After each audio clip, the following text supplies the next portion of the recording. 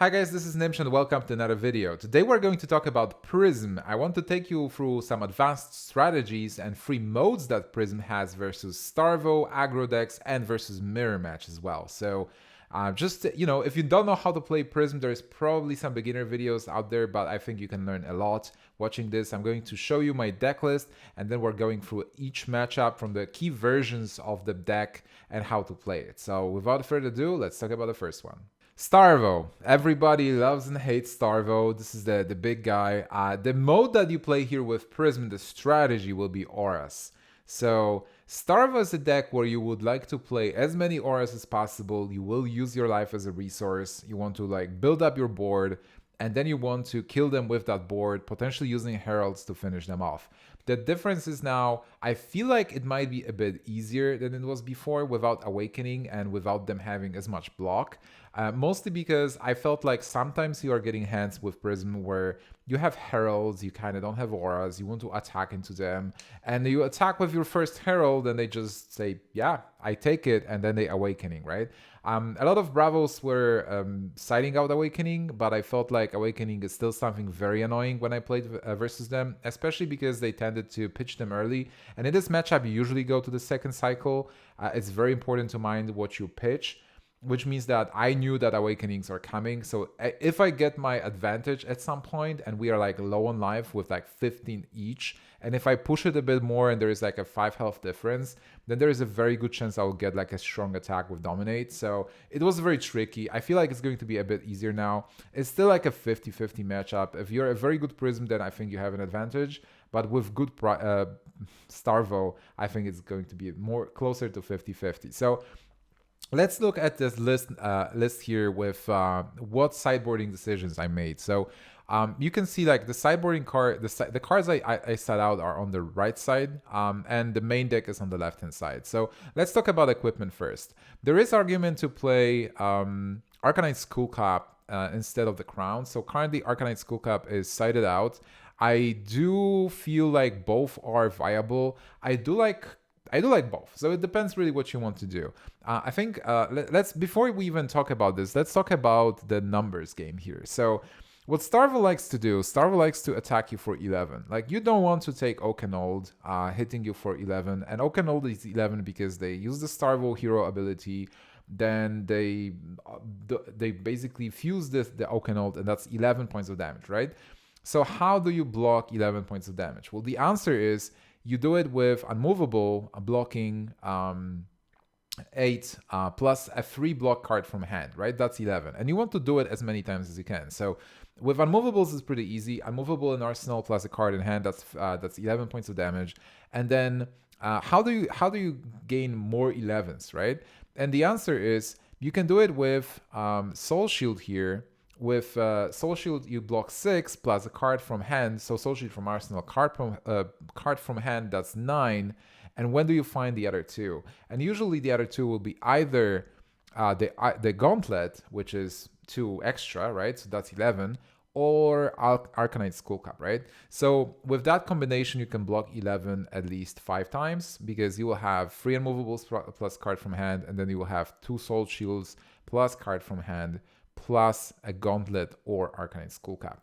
So it's a question do you want that extra protection against potential Oakenolds and attacks for 11, or do you want to have the Crown? So what the Crown gives you another option to cheat in a blue aura.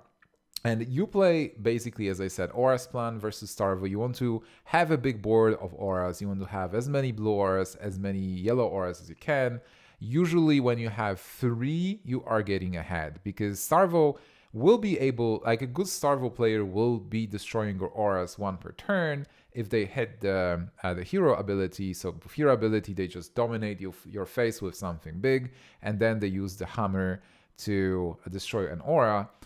If they whiff, they might just destroy the aura, which is amazing, because then they haven't dealt damage to you. You didn't have to use your cards for block. You can keep developing the board. But they also have an ability to potentially use the boots they play versus Prism, or they can use Blink. So they will have an option to destroy 2 auras per turn. from time to time. But if you get free auras, that is very good for you because they won't be able to destroy free auras. And then you can add the fourth one, fifth one. And basically with 4 auras, Starvo is already starting to think like, maybe I should just ignore auras right now. I should start going face. So it's an interesting matchup because if you get lucky and you are able to like first hand play an aura, then draw cards during the first turn, play another one and maybe a blue one, that's a great start. That's what you're aiming for. Sometimes you don't draw those hands. Sometimes you just get heralds. Unfortunately, there are no there's so many auras in this deck, but sometimes you just don't draw them. But Crown of Reflection allows you to potentially cheat in another blue aura during that turn, or even just create a Spectral Shield token. Maybe you had one before, then destroy the token and get a blue aura from your hand for free as an instant, and then play another blue aura. So I won't be going into too much detail about like specific usage of cards, but just overall strategies and why we side specific ways. So Crown, definitely really good. Arcane Skullcap's still good. I feel like both are viable. Then Gauntlet you play because of the 11s I mentioned. Tunic, no alternatives there, and Footsteps, no alternatives in the sideboard really. So let's talk about the rest of the sideboard here. Arclight Sentinel is something that I played a bit versus Starvo. I'm leaning towards not playing it. You cannot really trigger it versus Starvo to block his ability because it starts during the beginning of the turn. It's not during the action phase, which means it doesn't give you priority to play Arclight Sentinel. So Sentinel in this matchup was mostly just to protect your setup. Like you got a couple of auras, and then you get the Sentinel, you play it during maybe your turn, or maybe you play it after they attacked your face, so they have to hammer into it. If you had Haze Bending, amazing, because you get a Spectral Shield token. So it's been okay, but what I noticed is like I'm really lacking block in this matchup, and Arclight Sentinel is not really extending my strategy that much. So I'm siding it out now and decided to play something else. Cataclysms are not great overall. They do have free block, so that's really cool. But you don't really get soul in this matchup, and it's very rare that you will have more cards than 3. So you still play one, like, you know, you can pitch it early and maybe it will come back in the second cycle. I did have games where Cataclysm was really good versus Starvo as like a late game card. But I also had games where basically Cataclysm was like, I was drawing into Cataclysm, couldn't play it really, could just block. So I'm siding them out. I was siding out Metamorphs, and that's only because Metamorph in this match, like they will never break Metamorph. So Metamorph in this matchup was never really broke. It was just a flat out 7 attack. And with Awakening in the beginning, it was just bad. So you should have to like pitch it. I think right now is much better without Awakening. And it's also like a really good card, right? So I don't think they will ever break Metamorph, because the worst that can do is you will copy a shield. You'll just create a shield, instant speed, and then you will copy a shield. But Metamorph is very good, I feel, late game, because at some point you will really start pushing Bravo's health total. You will start attacking them. And this means that they will have to start blocking stuff. And Metamorph is something they cannot really break, right? If they break, they just suffer. So early game, Metamorph doesn't really do much. I would try to pitch it for the second cycle, and the second cycle, Metamorph is great because it's a really big damage card that comes in. And it always, again, blocks for free. So that's pretty good. Spectral Shield is pretty useless in this matchup. I feel like some people will still play it. So I feel the logic there is just they might block like the weird kind of 4s and 7s and whatever something would go through. Then Spectral Shield blocks like the small amounts. But at the end of the day, Spectral Shield, I feel, is like block free for 2 cards. And in this matchup, you really need to keep pushing auras. And if you draw a couple of shields, it's just so bad.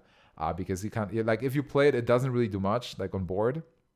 Because they will, like, always keep pushing your health total. They will keep attacking you. It will be very hard to keep the shields on board. And it just will be a wasted card. So even though you kind of play like an aura setup versus Starvo, it's still like you do win with heralds at the end of the day, I believe. If you play versus a good Starvo, so shields are not that good. Then I'm citing a red War Tune because there's just not enough space, and you want to prioritize the auras in this matchup. So And also again, Awakening. Maybe we can find space for Wartune Heralds, but I'm not sure. I feel like if we want to bring Wartune in, we will need to side out Sing Below. But I started playing Sing Below recently, and I will tell you why in a moment. So let's finish the sideboard. We talked about Skull Cap, and then we have Raging Onslaught, which is against, like, it's mostly against Prism, so it doesn't make any sense to play it. So main stuff. Sing Below, I want to really test it. I haven't played with Sing Below in this matchup before because I felt like I have enough block, but I had a couple games recently where Starvo just literally just killed me. They ignored the auras, went face, and I just died. So that was mostly because I was pressured enough to not be able to develop my Arsenal defense reaction, and I felt I was missing those defense reactions from Arsenal because you want to use them most of the time.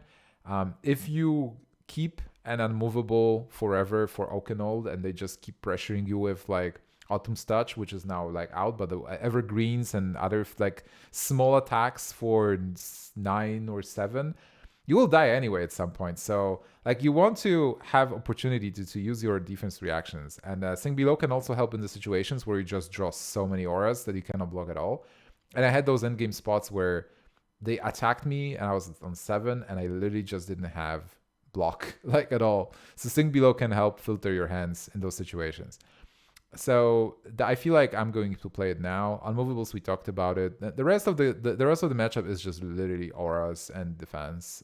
You want to set up your board. You want to survive, and at some point when you're like low enough, like 15 or something, you should be good enough to start attacking. And obviously, you know, like if Starvo starts whiffing, then you have a great situation. If you draw like really good auras and you can play 2 auras per turn, you will win. But sometimes you can't do much. Like if you don't draw the auras, you're not able to build your board, and they just keep hitting the hero power, they will just kill you anyway. So this matchup is like 50-50. But it like depends like on skill of players as well. But yeah, it's basically how I sideboard versus this matchup. All right, let's talk about the mirror match. Mirror match is super fun, honestly. It can be unfun if you don't know how to play it. So I'm here to teach you how to play it correctly. And let's quickly see the list, how it looks like after you sideboard versus the mirror. So what I found in this matchup is that blue auras are really bad, which is pretty fun to see. Like, look, I'm citing out like most of the blue auras and some of the defense reactions. I'm only keeping Haze Bending and One Pierce Reality. You can play with it a bit, but I'll tell you why. So, in theory, a player who has more auras win this matchup, right? So, like, if you are able to develop 3 auras, it's very hard for opposing Prism to deal with that situation because you will like the opposing Prism will attack into your aura, and then their turn will end.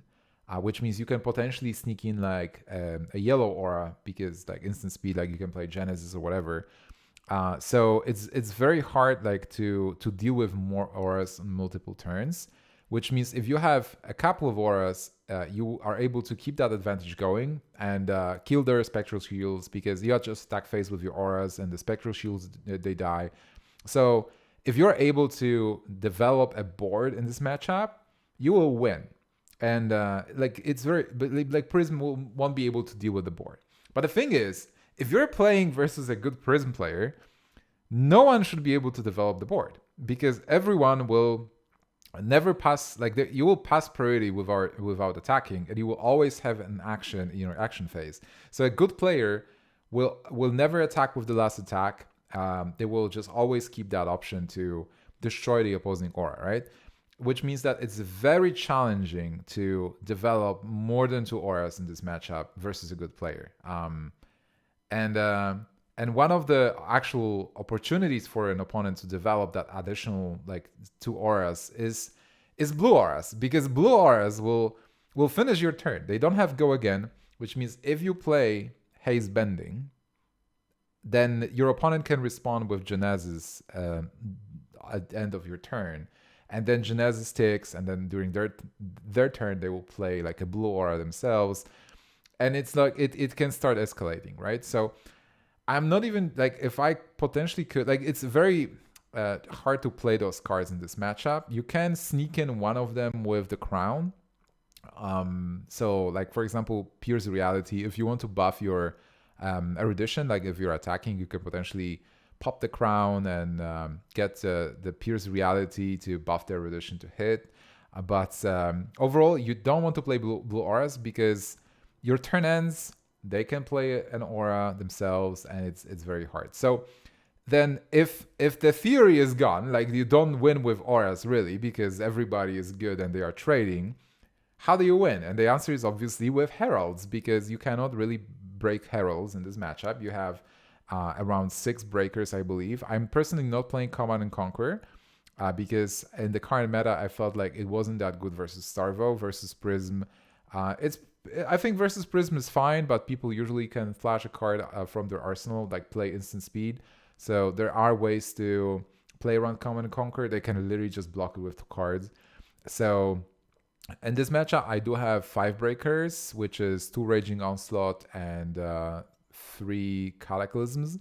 But overall, Heralds do win this matchup, right? So how it goes and how you can win it is you obviously try to set up more auras, because why not? Like if you draw a couple of auras, you try to sneak them in. You cannot always know if your opponent is good or not. Maybe they will give you an opportunity to set up like a bigger board. But if they don't, you do attack them with heralds as much as you can, right? You want to get their breakers out. If they break your heralds, fine. That breaker is out. Overall, this matchup I feel like usually goes if like the better Prism wins, right? Like if a good Prism know what the Prism is doing, then you just kill your opponents using your heralds, using your setups. And if it's like a mirror which is like kind of equal, you both go down because you go back and forth. And then whoever gets the heralds at the late game wins, because they're able to finish their opponents, and it's very challenging for the opponents to actually break those heralds late game. So that's how I play that matchup, which means that I feel like Crown is really good. Arcane Barrier. In this matchup, actually, Arcane Barrier is really good as well, because you want to have, that's why I'm playing Crown. You could play potentially Glove and Skull Cap instead of Crown and Gauntlet, but I do like having Crown for a potential, trick, right? Or like being able to destroy my stuff. So Arcane Barrier is there because of Retribution, obviously. You want to have Arcane Barrier to protect your shields from dying if Retribution is in play, or if they play at instant speed when their shields die to kill your shields. So you want to have that Arcane Barrier for sure. But sometimes you have like weird stuff, like not only playing a Pierce Reality or playing something with the Crown. You can I had one play one time at the ProQuest where I could destroy my aura with Crown to deal arcane damage during my turn to the opponent who didn't have enough resources to prevent that. So you have like Crown gives you options, like it gives you trick options while still providing that Arcane Barrier, and Gauntlet is here for erudition, right? So I feel you definitely need at least one Arcane Barrier. Without it, it will be very challenging. But you need also to have something versus erudition to be able to block it. So that's equipment, right? Defense reactions I'm not really a big fan of in this matchup, because it's all about the heralds and just trying to get your setup in. And then we are siding out all the as many as we can, right? I love Shimmers, love Passing Mirage, love Pierce Reality, but they are not that great. Haze Bending is most of the time just a blue there, so maybe you can even side that out, honestly. But I don't feel like having Sink Below helps that much. I feel like the blue is probably better because we still have auras that we will be flashing in. We'll be like playing them instant speed, so I feel like a blue is better because we need mana to play all that stuff. So this is how I play versus Prism. This is how I side versus Prism. So I feel I call this a mixed mode of Prism, because versus Starvo we played heavy auras, and then versus Prism we play like a mix of like trying to play auras but then winning with heralds. So it's like a mixture of like keeping both in the deck, right? And last but not least, let's talk about Viscerai. And Viscerai, I'm talking here mostly about against aggro decks, kind of, because obviously Viscerai is currently nerfed and doesn't have Skeleta. But I still feel that Viscerai can be a very good tempo deck, and that is how Viscerai was winning versus Prism. So I feel going tempo was better for Viscerai rather than going OTK. And now OTK path is completely closed without Skeleta, but Viscerai is still a terrifying deck to face, especially if they try to race you. So how do you play versus Viscerai and like other room blades like Chain? And actually Chain has different strategies, but like overall aggro decks, right? So how do we play as Prism? So it's a third mode. We race. we basically need to kill them before they kill us. So I do side out a couple of things here to go more aggressive, right? Which means that you can actually still tweak it a bit. So let's talk about this. Like how I play this versus how I play this matchup versus those aggro decks. I try to bait them thinking that I might go auras. So like if I have auras and I can play an aura with like a blue and maybe a tunic token, great. But if basically I can go heralds, I go heralds, right? Like because I want to threaten their health total. I want to make them block. I want to get my own hit effects from heralds and just push that life total. So it's kind of like ideally you will be blocking with 2 cards, and like if you feel like you will save more damage and attacking maybe with a herald, or like trying to attack with 2 heralds per turn, and try to kill them before they kill you.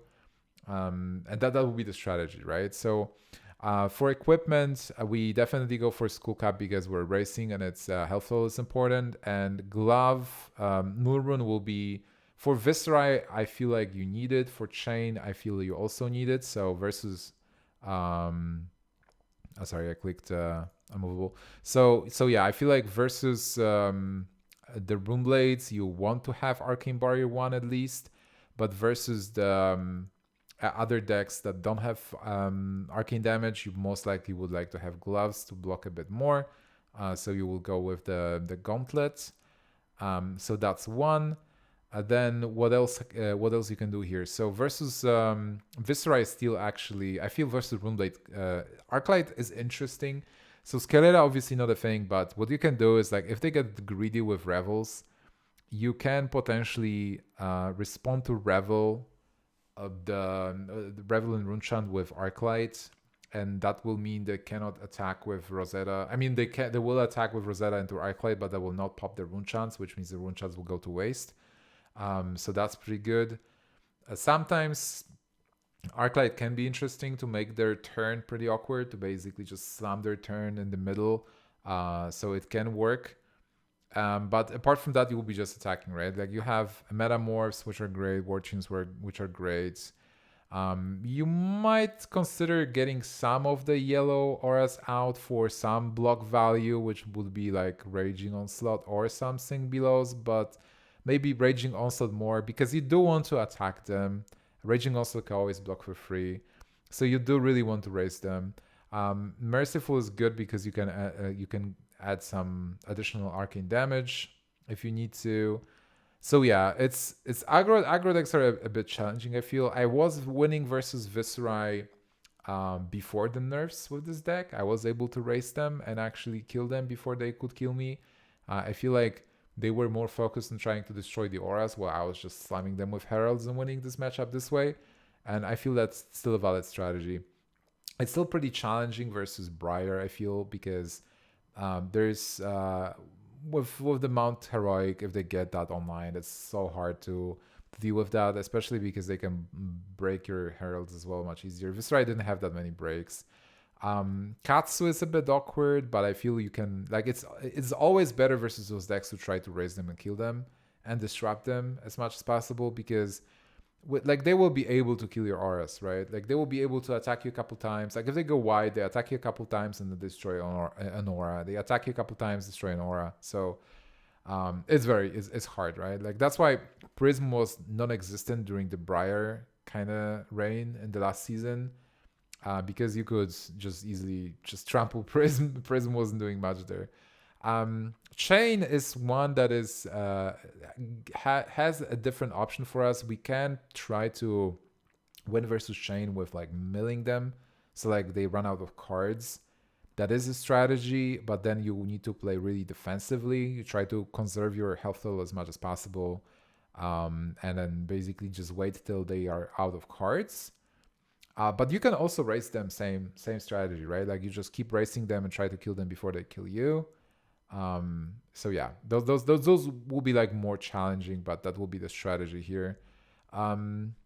Yeah, I don't like the big unmovable defense reactions versus those decks. Pierce Reality is interesting, but I feel it's the weakest of the auras. You want to make sure that you have passing mirrors so they don't destroy your stuff because you're racing. And Haze Bending can give you a lot of value if it stays on board, a bit more than I feel 2+2 attack. So that can stay. Parable of Humility is very interesting in those matchups. If they ignore it, it can provide so much value. So yeah, that is against Aggro.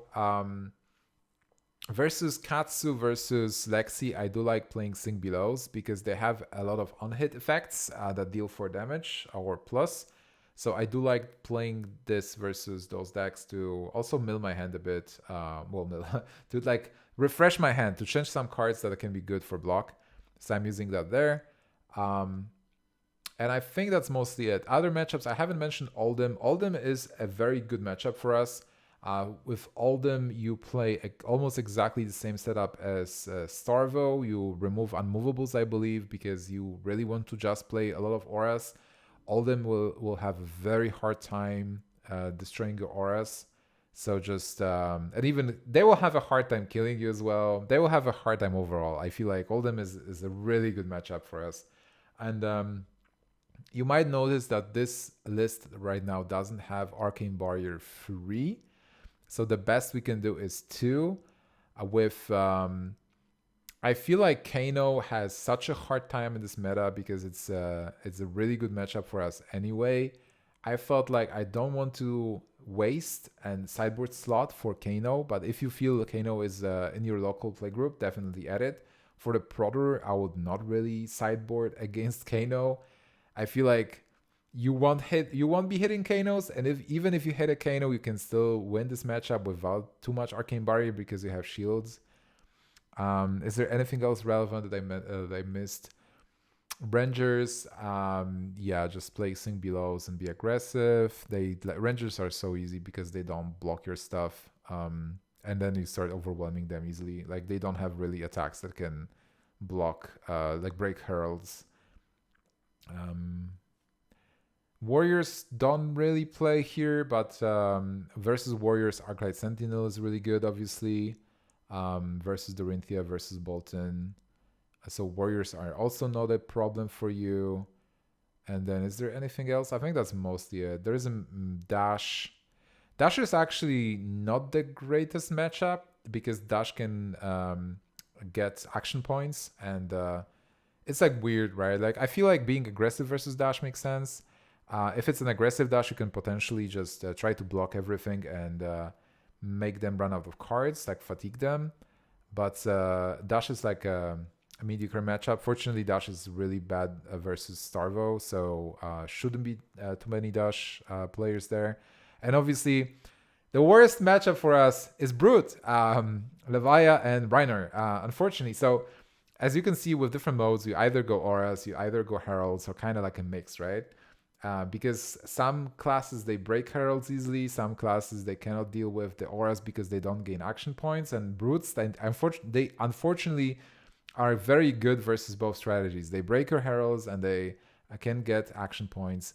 I think versus Brutes, you still go Auras and you hope they don't get... Reiner doesn't get like Sun Sketch Plan to get action points. And they just have terrible rolls on their boots because that can save you. But I lost the game versus Levaya yesterday where I had a really good board with 3 auras and they just got a 6 on the roll and then just easily destroyed my setup. So Brutes are a problem for this deck. You can potentially win if you get a bit lucky, but brutes are not popular in the current meta, so we should be fine.